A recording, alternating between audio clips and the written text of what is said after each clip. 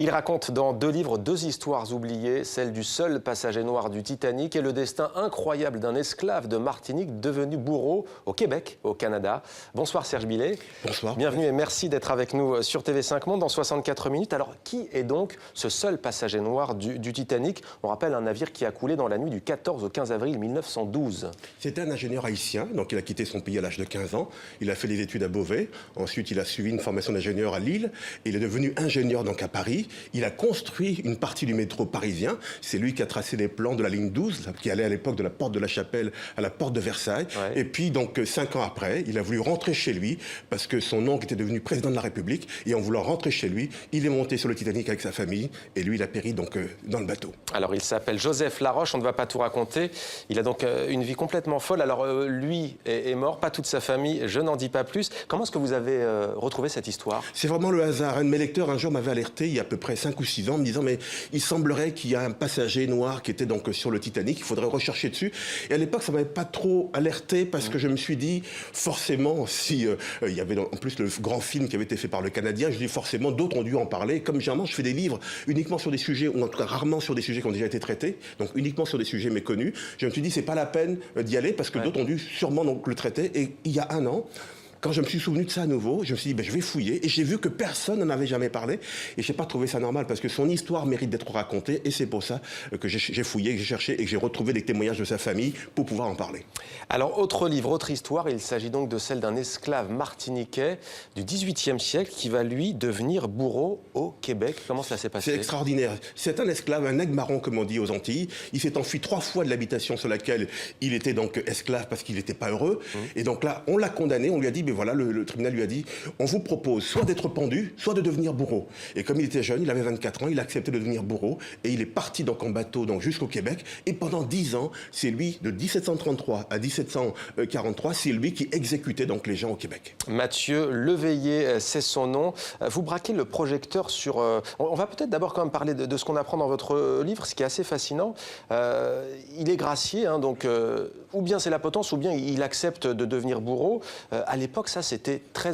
C'était très courant, c'est-à-dire qu'on ne le sait pas, mais dans l'histoire de l'esclavage, aussi bien pour la Martinique, pour la Guadeloupe, pour la Guyane, pour Saint-Domingue, pour la Réunion, mais aussi pour la Louisiane, très souvent, les esclaves qui s'enfuyaient, on leur proposait donc ce deal. Beaucoup ont accepté, beaucoup ont refusé. On a vu des esclaves qui se sont tranchés carrément la main pour ne pas devenir bourreaux, parce que pour eux, c'était infamant. Et puis d'autres qui étaient peut-être plus faibles ou bien qui avaient envie de vivre et qui ont accepté de devenir bourreaux. Alors, vous braquez le projecteur sur un fait de l'histoire qui est donc oublié, hein. C'est ce terrible choix sous l'Ancien Régime. Alors, le point commun entre vos 2 livres, entre ces 2 personnages, c'est qu'ils sont confrontés au racisme à leur époque. Inévitablement, on sait que, par exemple, sur le paquebot, sur le Titanic, les Noirs ne montaient pas sur le Titanic. Donc c'est pour ça que c'était intéressant de voir à travers l'histoire de ce jeune homme, comment est-ce qu'il a pu arriver sur le Titanic. En plus, il voyageait en 2e classe, donc c'était pas non plus... Il y avait la 3e classe qui était pour les pauvres, la première pour les riches, et entre les deux, il y avait la 2e classe, et lui, il voyageait en 2e classe. Donc c'était quand même assez intéressant de comprendre... Parce qu'il était ingénieur, bien Parce qu'il était ingénieur, mais comment est-ce qu'il a pu se retrouver sur ce bateau?